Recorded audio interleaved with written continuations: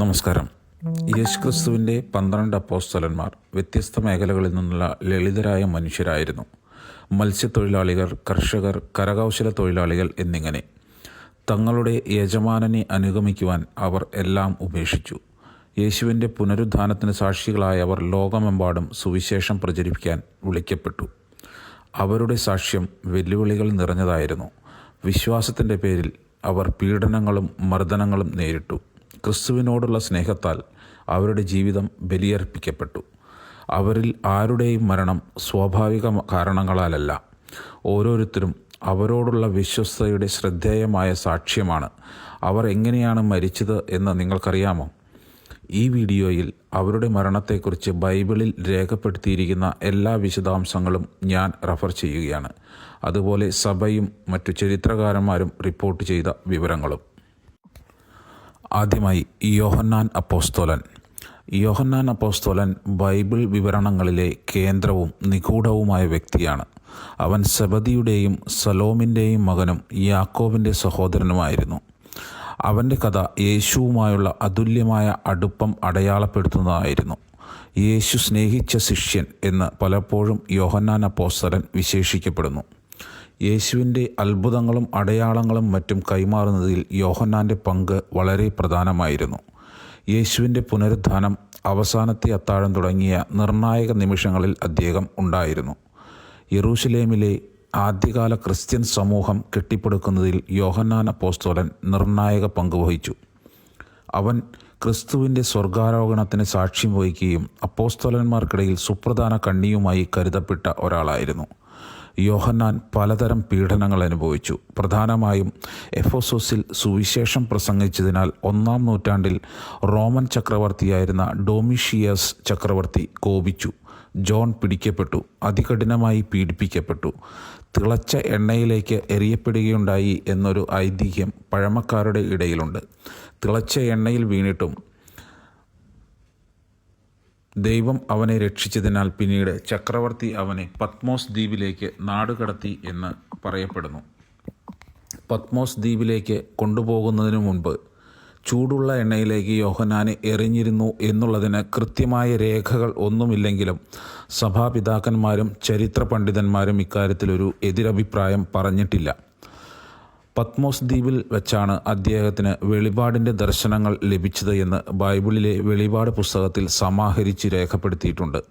ഈ വെളിപ്പെടുത്തലുകൾ അദ്ദേഹത്തിൻ്റെ അഗാധമായ ആത്മീയതയെ ഉയർത്തിക്കാട്ടുന്നു. അദ്ദേഹത്തിൻ്റെ മരണത്തെക്കുറിച്ച് ക്രിസ്ത്യൻ പാരമ്പര്യം റിപ്പോർട്ട് ചെയ്യുന്നത് റോമൻ അധികാരികൾ പലതവണ വധശിക്ഷയ്ക്ക് വിധിച്ചിട്ടും യോഹന്നാൻ സ്വാഭാവിക കാരണങ്ങളാൽ മരിച്ചു എന്നാണ്. താൻ എഴുതിയ ഓരോ വാക്കിലും നൽകിയ ഉപദേശങ്ങളിലും യോഹന്നാൻ സുവിശേഷത്തിൻ്റെ കാതൽ ഊന്നിപ്പറയുന്നു. യേശുക്രിസ്തുവിൽ പ്രകടമായ ദൈവത്തിൻ്റെ നിരുപാധിക സ്നേഹമെന്ന സത്യത്തോട് വിശ്വസ്തത പുലർത്തേണ്ടതിൻ്റെ പ്രാധാന്യത്തെക്കുറിച്ച് അദ്ദേഹം സമൂഹത്തെ നിരന്തരം ഓർമ്മിപ്പിച്ചു. യോഹന്നാൻ്റെ പ്രതീകാത്മക ദർശനങ്ങൾ നൂറ്റാണ്ടുകളോളം ക്രിസ്ത്യാനികൾക്ക് പ്രോത്സാഹനത്തിൻ്റെ ഉറവിടമായി പ്രവർത്തിച്ചു. എത്ര വലിയ പ്രതിസന്ധികൾ ഉണ്ടായാലും അന്തിമ വിജയം ദൈവത്തിനാണെന്ന് ഓർമ്മിപ്പിച്ചു. സഭയുടെ സ്ഥാപക അപ്പോസ്തലന്മാരിൽ ഒരാളെന്ന നിലയിൽ മാത്രമല്ല, മറിച്ച് വിശ്വാസത്തിൻ്റെയും സ്നേഹത്തിൻ്റെയും സ്ഥിരോത്സാഹത്തിൻ്റെയും ഉദാഹരണമായി അദ്ദേഹത്തിൻ്റെ രചനകളിലൂടെയും അദ്ദേഹം ജീവിച്ച ജീവിതത്തിലൂടെയും എണ്ണമറ്റ തലമുറകളെ പ്രചോദിപ്പിക്കുന്നത് ഇന്നും തുടരുന്നു. അടുത്തത് യാക്കോബ് ശ്ലീഹ. രൂപാന്തരീകരണ വേളയിൽ ജൈറോസിൻ്റെ മകളുടെ പുനരുത്ഥാനത്തിൽ, ഗത്സമനിയിൽ യേശുവിൻ്റെ വേദനാജനകമായ അനുഭവത്തിൽ, കൂടാതെ യോഹന്നാനും ക്രിസ്തുവുമായുള്ള അവൻ്റെ അടുത്ത ബന്ധം അപ്പോസ്തലന്മാരുടെ ഇടയിൽ യാക്കോബ് ശ്ലീഹായുടെ പ്രഥമ സ്ഥാനം എടുത്തു കാണിക്കുന്നു. പത്രോസിനും യോഹന്നാനുമൊപ്പം ക്രിസ്തുവിന് ഏറ്റവും അടുപ്പമുള്ള ഒരാളായിരുന്നു യാക്കോബ് ശ്ലീഹ. ഈ 3 പേരും നിരവധി അത്ഭുതങ്ങൾക്കും സവിശേഷമായ പഠിപ്പിക്കലുകൾക്കും സാക്ഷ്യം വഹിച്ചു എന്നത് യേശു അവരിൽ അർപ്പിച്ച പ്രത്യേക വിശ്വാസത്തെ വെളിപ്പെടുത്തുന്നു. എന്നിരുന്നാലും യേശുവിൻ്റെ മരണശേഷം യാക്കോബ് ശ്ലീഹായുടെ ജീവിതത്തിൽ വലിയ മാറ്റങ്ങളുണ്ടായി. അന്നത്തെ ഭരണാധികാരിയായിരുന്ന ഹെരോദാവ് അഗ്രിപ്പ ചക്രവർത്തി യഹൂദന്മാരെ പീഡിപ്പിക്കുന്നതിനായി യാക്കോബ് ശ്ലീഹായെ വധിക്കാൻ ഉത്തരവിട്ടു. പഴയകാല രേഖകൾ സൂചിപ്പിക്കുന്നത് യാക്കോബ് ശ്ലീഹായെ ശിരച്ഛേദം ചെയ്യുകയോ വാളുകൊണ്ട് തുളയ്ക്കുകയോ ചെയ്തു എന്നാണ്. തിരുവെഴുത്തുകളിൽ യാക്കോബ് എന്നു പേരുള്ള 2 അപ്പോസ്തോലന്മാർ ഉണ്ടെന്നത് ശ്രദ്ധിക്കേണ്ടതാണ്. യേശുവിൻ്റെ മരണശേഷം യാക്കോബിനെക്കുറിച്ചുള്ള വിവരങ്ങൾ വിരളമായിരുന്നെങ്കിലും ക്രിസ്ത്യൻ പാരമ്പര്യം സൂചിപ്പിക്കുന്നത് സുവിശേഷത്തിൻ്റെ വികാസത്തിൽ അദ്ദേഹം വളരെയധികം പങ്കുവഹിച്ചു എന്നതാണ്.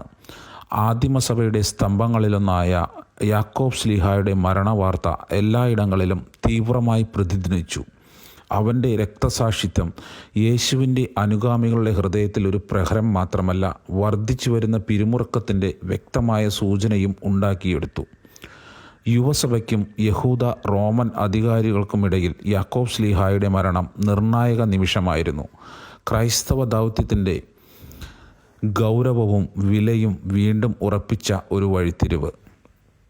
എന്നാൽ പത്രോസും മറ്റ് അപ്പോസ്തലന്മാരും ആസന്നമായ അപകടത്തെക്കുറിച്ച് യാക്കോബ് ശ്ലീഹായുടെ മരണവാർത്തയ്ക്ക് ശേഷം കൂടുതൽ ബോധവാന്മാരാണ് എങ്കിലും വിശ്വാസത്തിൽ തങ്ങളെ തന്നെ ശക്തിപ്പെടുത്തി യേശു അവരെ ഭരമേൽപ്പിച്ച ദൗത്യം തുടരുവാൻ തീരുമാനിക്കുകയായിരുന്നു. യാക്കോബിൻ്റെ മരണം വേദനാജനകമായിരുന്നു. എന്നിരുന്നാലും മരണം വെറുതെയായില്ല. ഇത് ക്രിസ്ത്യാനികൾക്കിടയിൽ സുവിശേഷവൽക്കരണത്തിൻ്റെയും സാക്ഷ്യത്തിൻ്റെയും പുതിയ തരംഗത്തിന് പ്രചോദനമായി. സഭ പീഡിപ്പിക്കപ്പെട്ടെങ്കിലും ജെറൂസലേമിൻ്റെയും യഹൂദയുടെയും അതിർത്തികൾക്കപ്പുറത്തേക്ക് വ്യാപിക്കാൻ തുടങ്ങി. ശമരിയയിൽ എത്തി. ഒടുവിൽ റോമൻ സാമ്രാജ്യത്തിൻ്റെ വിദൂര ഭാഗങ്ങളിൽ.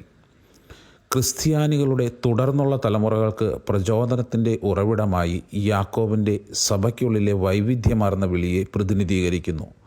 പൊതുവിൽ വാളിൻ്റെ വധം വഹിച്ചുകൊണ്ട് അല്ലെങ്കിൽ വിശ്വസ്ത സേവനത്തിൻ്റെ വ്യക്തിരതിക്തവും എന്നാൽ അനിവാര്യവുമായ നിഴലുകളിൽ യാക്കോബ് ശ്ലീഹായുടെ കഥകൾ സഭയുടെ ഓർമ്മകളിൽ പ്രതിധ്വനിക്കുന്നു. എല്ലാ വിശ്വാസികളെയും ഓർമ്മിപ്പിക്കുന്നു, ഞങ്ങൾ പിന്തുടരുന്ന പാത പരിഗണിക്കാതെ ധൈര്യത്തോടും സ്നേഹത്തോടും അചഞ്ചലമായ വിശ്വാസത്തോടും കൂടി ജീവിക്കുവാനും നമ്മുടെ വിശ്വാസത്തിന് സാക്ഷ്യം വഹിക്കുവാനും ഞങ്ങൾ വിളിക്കപ്പെട്ടിരിക്കുന്നു എന്ന് യാക്കോബ് ശ്ലീഹ പ്രഖ്യാപിച്ചു.